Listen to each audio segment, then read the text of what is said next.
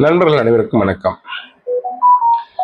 ஒரு ஜாதகத்துல செவ்வாய் ராகு சேருது, குறிப்பா பெண்கள் ஜாதகத்துல செவ்வாய் ராகு சேருதுன்னு வச்சுக்கோங்க. நம்ம அடிக்கடி சித்தாந்த ரீதியா சொல்றது, செவ்வாய் என்பது தன்முனைப்பு, அகங்காரம், நான் என்ற தத்துவம், நான் என்ற முக்கியத்துவம், தனக்கு கிடைக்கக்கூடிய அங்கீகாரம், தன்னுடைய ஈகோ அப்படின்னு சொல்லக்கூடிய விஷயம். இப்போ இந்த ராகு எதையும் பெரிதுபடுத்தக்கூடிய கிரகம், கண்ணை மூடிட்டு நான் சொல்றதுதான் சரின்னு சொல்ல வைக்கிற கிரகம் ராகு.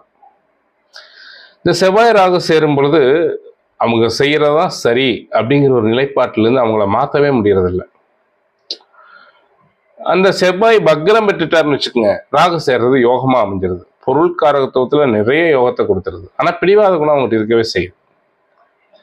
பிடிவாத குணம் இருந்தாலும் அது நன்மையில போய் முடியுது. நல்ல விஷயங்களுக்கு பிடிவாதம், நல்ல விஷயங்களை கொடுக்கக்கூடிய தன்மை, நல்ல விஷயங்களை உருவாக்கக்கூடிய தன்மை அப்படிங்கிற நல்ல விஷயங்கள்ல அவங்களுக்கு ஒரு பிளஸ்ஸை கொடுக்குது.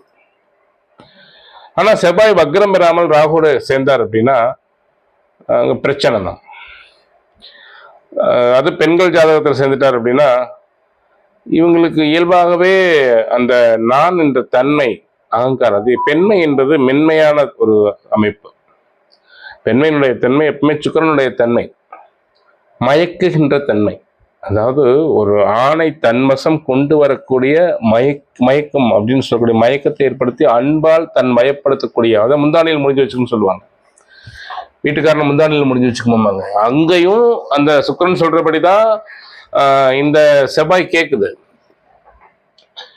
ஆனா இந்த செவ்வாய் ராகு ஜாதகத்துல அது வந்து ஒரு மயக்கத்தை கொடுத்து அன்பை கொடுத்து தன்வசம் கட்டி போடுது. இது அதிகாரத்தை பயன்படுத்தி ஒரு கணவனை தன்வசம் கொண்டு வரணும் அப்படின்னு தன்வசம் மட்டுமில்லை, தனக்கு அடிமையா இருக்கிற மாதிரி செய்யக்கூடிய தன்மை இந்த செவ்வாய் ராகு.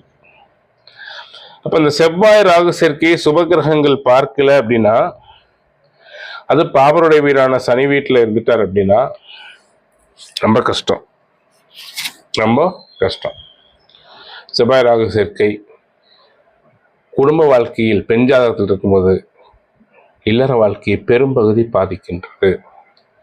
விட்டு கொடுக்கிற மனப்பான்மை இல்லாததால் இவர்கள் வாழ்க்கையை கண்முன்னாடியே இழக்கின்றார்கள். வாழ்க்கை துணையால் பிரச்சனைகளை அனுபவிக்கின்றார்கள். இவர்களால் வாழ்க்கை துணைக்கும் பிரச்சனை, வாழ்க்கை துணையால் இவர்களுக்கும் பிரச்சனை.